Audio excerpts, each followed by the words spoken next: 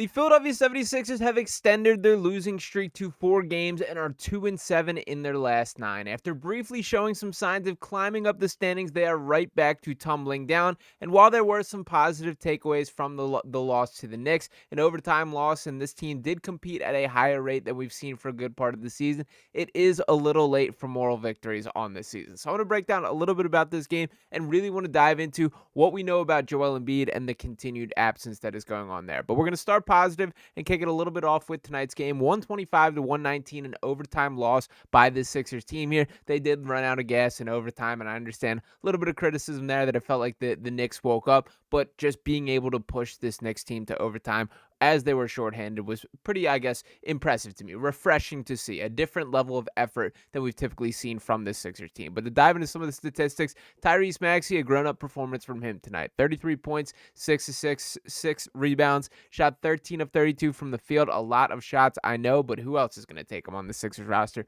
Let's be real. 2 of 9 from 3. Paul George, a guy who I wish would have taken more shots. And I know the 9 for 20 is not overly motivational there, but he did finish with 26 points, added 6 assists, 3 steals, was really good defensively as well. Added 3 rebounds, was 3 of 8 from beyond the arc. Shout out to Yabusele doing his thing down low. Eric Gordon with 14 points, knocked down 3 3-pointers. Kelly Oubre, pretty solid game from him. 16 points and 10 rebounds there. 2 steals as well. Justin Edwards, really one of these stories of this game for me, that he stepped in, he played 35 minutes on a 2-way contract. Justin Edwards looking every bit a professional basketball player in NBA-ready talent. He finished with 10 points, 2 rebounds, 3 assists, and a steal. Shot 4 of 6 from the field, 2 of 4 from 3. And beyond that, he looked confident in me, that this was a guy who absolutely stepped up, was not afraid of the moment. He had some big-time shots. He tied it in the third quarter, had to hit a couple big-time shots in the third, and the Sixers were going to him. I mean, I know obviously this is when the game ended, but he was the guy who shot the final shot of this game for the Sixers team. There were no other real options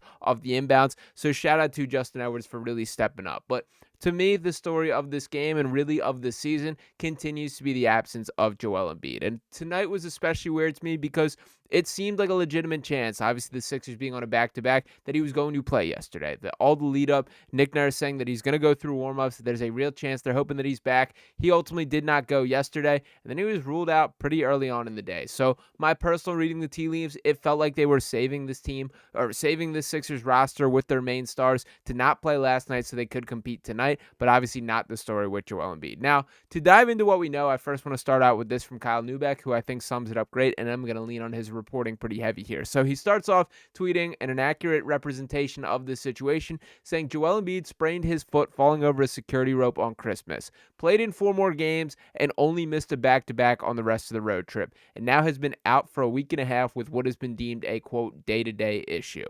Then he, as they get to the arena and to go through their pregame kind of discussion with Nick Nurse, had a couple questions that I really have an issue with from the Sixers perspective here. So to start off with, once again, this being Kyle Lowry of PHLY Sports accounts here, he writes, the reporter, when did Joel Embiid re-aggravate the foot issue? He played 28 minutes in the Brooklyn game, and we have not seen him since. Do you have any idea? Nick Nurse says, I don't. I'm assuming it was during that game or after. I don't know exactly the day, but that's what I was told. That he aggravated the foot, just not sure exactly when. The reporter says, you talked at the start of the season about how your season with Kawhi was an example that perhaps you guys could maybe follow. Kawhi didn't miss a game that wasn't a back-to-back in that year until January 17th. So I guess given that and where you guys are at, can you still follow that as a model, or how dramatically do you need to change the approach? Nick Nurse says, yeah, I don't think we got off to near as good of a start for 2 or 3 different reasons to start the season as we did with Kawhi.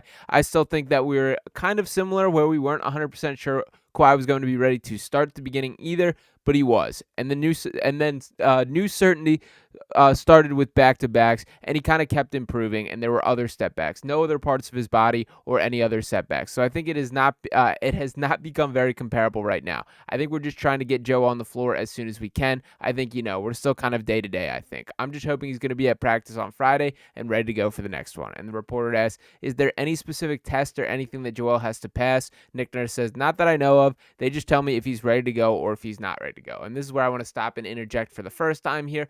For starters, either Nick Nurse is lying or this is just an absolute broken process by the Sixers team. If the head coach does not have a feel for what the situation is with his star player when he got injured, or what are the hurdles for him getting back on the floor, there is a problem here. So either there is more to the story that the Sixers are refusing to let be known, or frankly, Nick Nurse is out of the discussion in a way that is not healthy from a cohesive organizational standpoint there. But the conversation does continue, and I do want to continue on here. Once again, shout out to Kyle Neubeck for writing this up. The reporter continues on saying, in working with him, is it a pain issue? Is it something you still see him limited and not being able to do things in practice? And Nurse says, well, the last game he plays was what? In Brooklyn?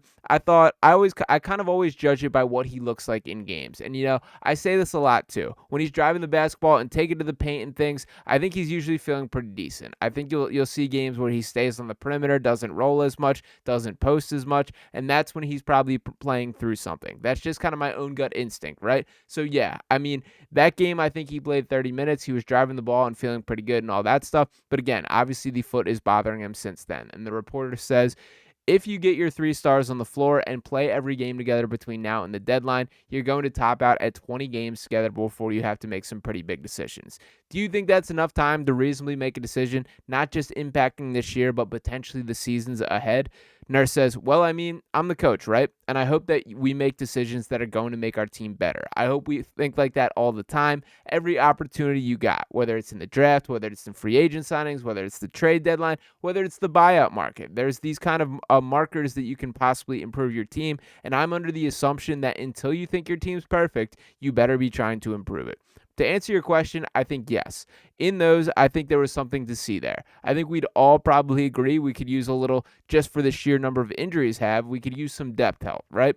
To make our team better. I hope that we're trying to get better. We'll see. I'm trying to get better. So the clear takeaway here from Nick Nurse's perspective, he contends on continuing to compete this season. Now, the elephant in the room is the very guy that was at the forefront of this discussion in Joel Embiid. Now, Joel has never been known for his availability. We know that has constantly been the complaint thrown about him. But in past years, the excuse for that always has been, well, when he's on the court, he's excellent. And straight up, that just really has not been the case this year. Now, from a statistical standpoint, that he is averaging 24.4 points, 7.9 rebounds, 3.8 assists on the season. This is across just 13 games that we see. These are sky-high standards that we have for Joel Embiid. This is a guy who's won MVP. When he's playing his basketball, is the best player in the National Basketball Association, or at least was when he was at his peak. We have to see him return to that peak. And frankly, I think it is fair to assess or have concerns that he may not reach that ever again. But the reality is this is all still built around Joel Embiid. It is far from ideal that we have a 10-game sample size that we've seen that Joel Embiid, Paul George, and Tyrese Maxey have played on the floor, and that really puts you in a really tough spot if you are Daryl Morey right here. Now, I'm not excusing Morey as he created this situation, and frankly, I think there probably is more behind the scenes that we do not know in the Joel Embiid discussion that very much plays into this being allowed, this being the situation, however you want to phrase that there. But the reality is, I approached this season saying, you don't touch this roster until the trade deadline, that you take the first half of the season, you see what these missing ingredients are, and then you attack to fully elevate them to a championship contender. Well, they sit in the 11th seed in the Eastern Conference, are scratching and crawling to get in the play-in, and we've seen 10 total games of this big three with Paul George, Joel Embiid, and Tyrese Maxey. And by the way, Paul George absolutely disappeared down the stretch tonight against the Knicks. While it was an overall pretty good game from Paul George, knocked down 3 threes, had 20-plus points, whatever the case may be, he had 3 points across the fourth quarter and overtime in a game, once again, without Joel Embiid. Now, I have a hard time being too critical of Paul George because he's thrown into a new situation, because the injury concerns, and frankly, the picture changes so drastically when Joel Embiid is here. But this dude just has not been the guy that they needed him to be during this stretch. He has not been capable of elevating this roster in the way that it is necessary. Now, granted, again, I am shifting it back to Joel Embiid, as I think that is the foundation and the main part of all this issue, and really where things have to decide from here. There has to be a more legitimate conversation between Nick Nurse, Daryl Morey, the doctors, and Joel himself. What is the reality of how often you're going to play? Is this you load managing yourself that you believe you can be healthy for one playoff run? I find it hard to believe that that is all that is going on at this point. I know that Joel's been pretty hard-headed about that and spoken about that he just needs a little injury luck, that obviously we have not had that healthy playoff run, and frankly, frankly, he's been far better in the playoffs than he gets credit. I know he's looked at as this playoff dropper, but frankly, there's guys that have dropped off far more than Joel, and it's because those regular season standards are so high that points are hard to come by in the playoffs. When you go from averaging 30 points a game to 26 points a game, in reality, that's not a bad spot to be in there, and I think that is more of the story with Joel. Now, granted, he's had his low lights as well. I'm not excusing everything. The Celtics, there's a couple Celtics series moments that I'm still frustrated with at this point, but the reality is I would love for that to be the situation that we're looking at. There is just about zero reason to have confidence that this train can get back on the track now. Now, I appreciate that from Nick Nurse. So there's a little clarity for the direction this organization is expected to go, but actions speak louder than words. And I do think it will be very telling over these next couple weeks until the trade deadline, February 6th, off the top of my head, is I believe the official date here, will tell us the direction the Sixers team is going. Once again, that draft pick, top 6 protected. And what's incredibly important to know here is basically you got to be a bottom 2 team in the league to really guarantee yourself a spot. The odds really empty out after that. So you're just kind of playing the wishing game, the hoping for the best if you do want to scrounge into a draft pick. I think there's about an argument to be made either way. Is there a higher likelihood of hoping that you can get in and get action and grab a draft pick and then start this next era with Maxey, with McCain, and whoever this player may be, Dylan Harper, Ace Bailey, you name it, those top dogs in this draft? Or is there a greater chance of scraping into the play-in tournament, finding a way into the playoffs, and at least putting up a fight? The worst case scenario for this Sixers team, and that's what makes this decision so tough, is if you end in that no man's land. If you end up with the 7th pick in the draft and that gets sent to the Oklahoma City Thunder, who are probably going to be playing in the NBA Finals this year, that is a brutal spot to be in from a franchise and only makes the rich richer in the long haul there. So some tough decisions to make for this Sixers team. I will rest a little bit easy tonight. That was one of the more digestible games of basketball that we've seen from the Sixers team this season. But the reality is this team goes nowhere if Joel Embiid's not going to be a part of it, and we are not seeing any sort of encouraging signs that will be the case. So